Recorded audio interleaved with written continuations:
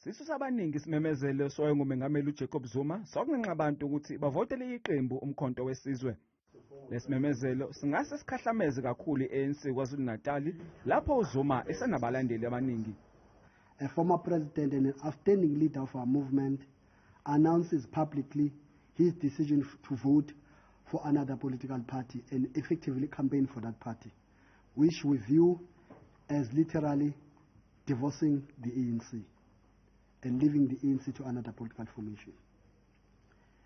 It is also no exaggeration to state that this is a form of gross ill-discipline. Umkhonto wesizwe wabhalisa njengeqembu lombusazwe ngokusemthethweni ngomfumfu.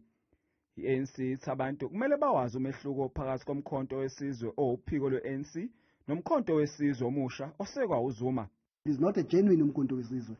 It's a party disguised to lure voters and members and loyal members of the ANC to think it's the same thing as the umkhonto wesizwe that was formed by the ANC. Umtolo uthi uZuma Usezihlangulile njengelungu le-ANC ngesenzo sakhe yize nengakuphimisanga ngomlomo wakhe futhi neqembu selizombheka kanjalo.